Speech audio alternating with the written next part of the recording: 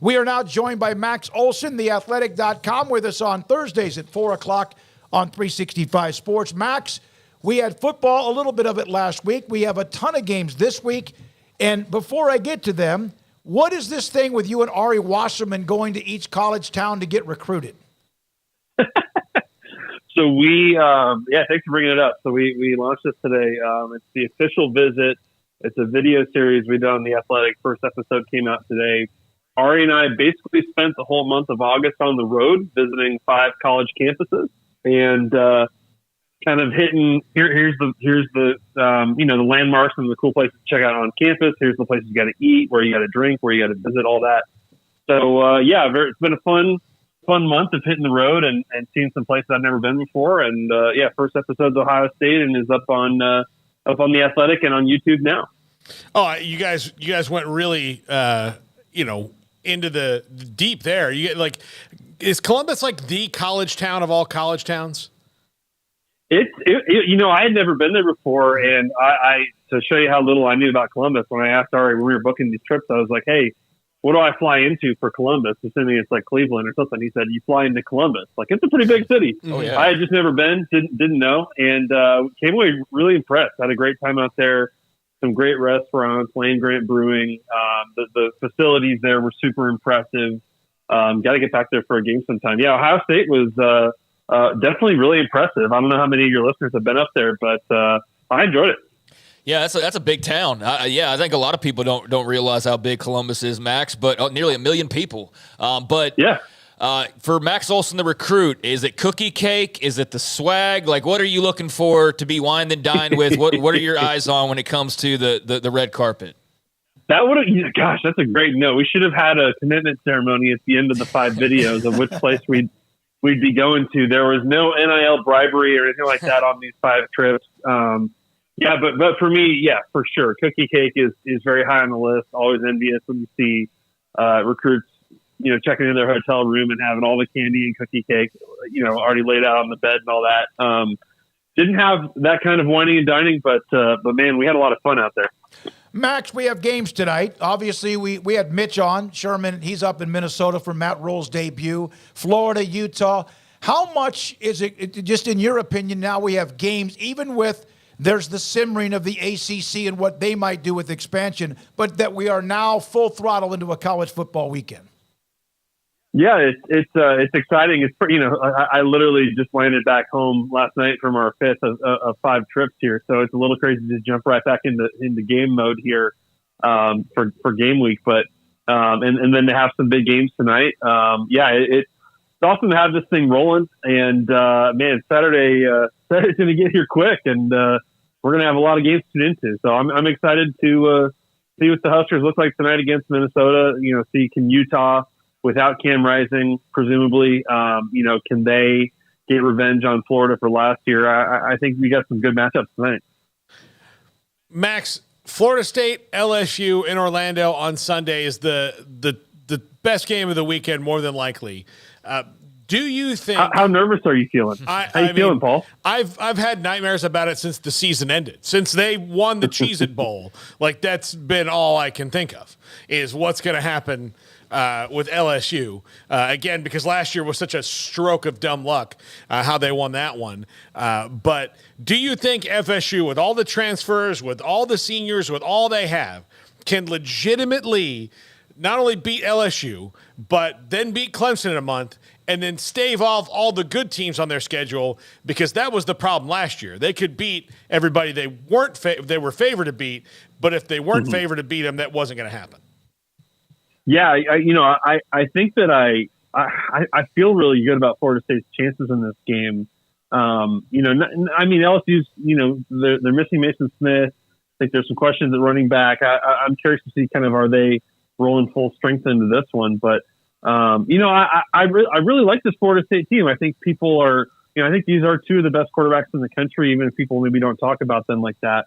And I think Jordan Travis, has a chance to do something really special here. I mean, this LSU team, I just see a few question marks with them. I think the secondary, the run game, some of those things that you're sort of like, all right, are they going to be ready to roll for this one? Because I think Florida State will. I think Florida State's a team that, they added more pieces this offseason as they have, but I think it's a pretty veteran team that has kind of really finally figured it out and has a chance to really build off last year's experience. And I think that Mike Norvell and his staff have done a really terrific job of building up towards this moment and a chance to really contend and win the ACC. And, it's a big prove-it game for them. And, I kind of lean Florida State in that one. I do.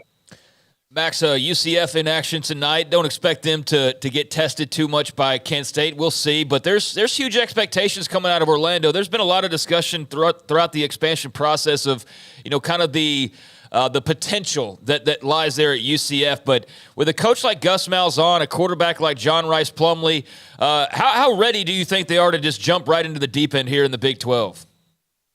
Yeah, I definitely think the arrow is pointing in the right direction for UCF. I think that if you can, it's like kind of like what we've seen from Cincinnati under Fickle.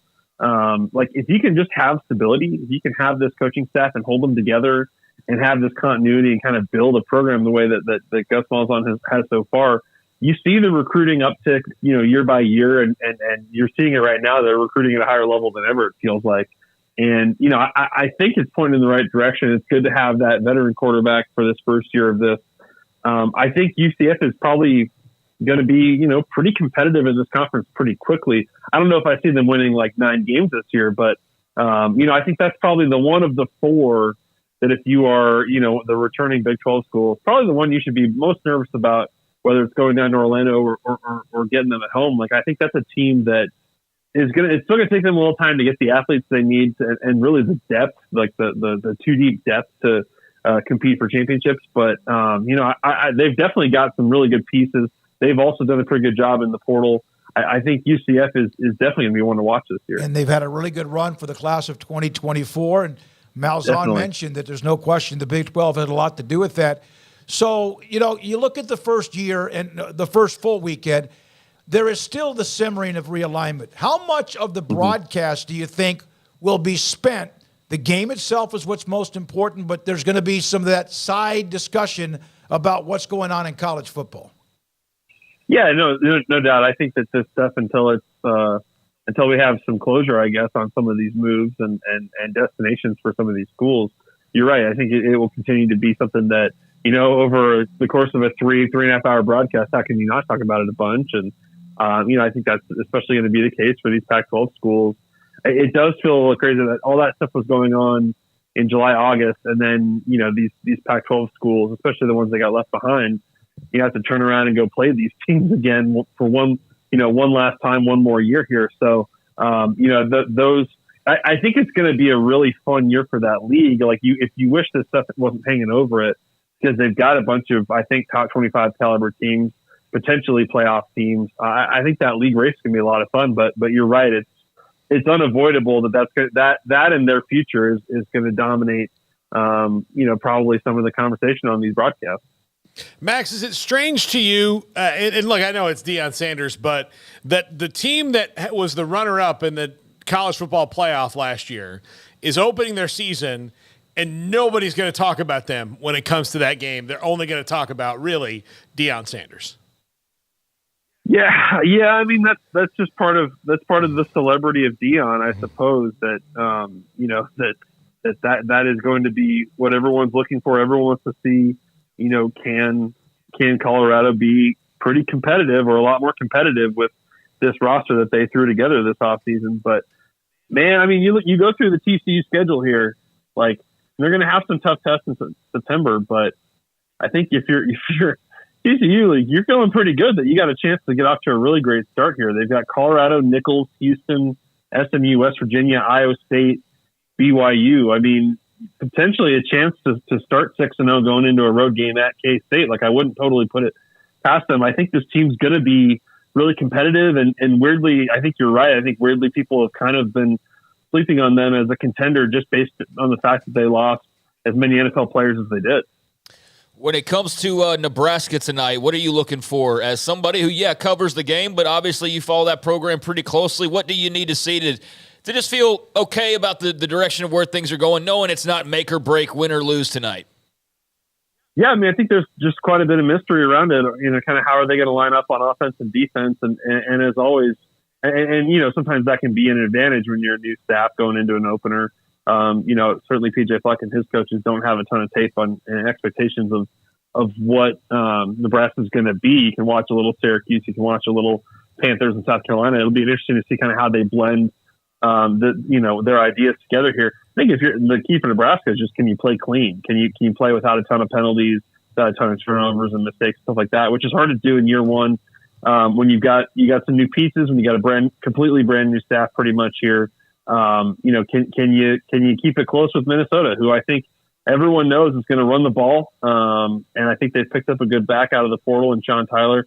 Minnesota has always kind of gets Nebraska on skates and knows how to find a way to win those games. And so, Nebraska, Jeff Sims can't turn it over a bunch and make a bunch of mistakes. He's going to play a really high level game and kind of, give them a chance on his own. Max, you look at what's happening with the Caleb Williams back as a Heisman Trophy winner. Only one person has ever done that before, to win back-to-back in Archie Manning, and there have been some great that have had an opportunity. If he doesn't win the Heisman, who do you think might? If Caleb doesn't win the Heisman, I think there's going to be a lot of eyes on Marvin Harrison this year. I'm not saying he can win it, but I feel like of all these guys, that's probably the safest bet to make it to New York if he can stay healthy. And obviously, like we saw last year, Jackson Smith and Jigba, couldn't stay healthy and couldn't have that kind of a year. Obviously, it matters that you play 12, 13, 14 games if you're Marvin Harrison, but I think he's got a big spotlight on him. I think it's a little bit of a different year when you've got new starters at Alabama, Georgia, Ohio State. You would think that those guys can maintain the level of play that's expected there, that they're going to be in the mix. But there's also enough talent in the room that maybe those quarterback battles continue on into the season a tiny bit. We'll see on all three of those. I think the ones I like, I think Bo Nix, I think JJ McCarthy, I think some of those more experienced quarterbacks, they're always going to get the benefit of the doubt with this stuff. And, if their team record's good enough, you feel like they've got a chance. Man, Caleb did some special stuff last week, though. I think that there's certainly kind of this, this intangible factor of just, did you have just a ton of highlight reel kind of plays that nobody else in college football can make? And I would imagine he's going to have a bunch more of those this year. Max, if you do go to Tallahassee and need a tour guide, I will gladly fly there and meet you and take you all the places that you need to go. Never been. That would be a great candidate.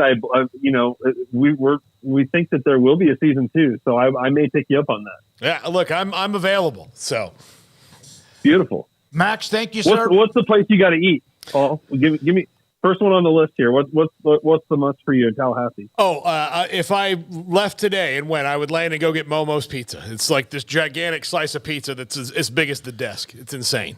It's great. That's exactly what Ari was looking for in every town we went to. So we're off to a good start there. Yeah. I've seen Ari. We've had him on with these road trips. You better be careful. You better be exercising. I did have to start my day on the treadmill a lot at these hotels because you're just in for a lot of food, not the healthiest food. There's quite a bit of beer consumed on these trips. I mean, we got paid to do it, man. What a blessing. What a great job. Max Olson, theathletic.com, their senior college football writer with us on 365 Sports. He brought up Columbus.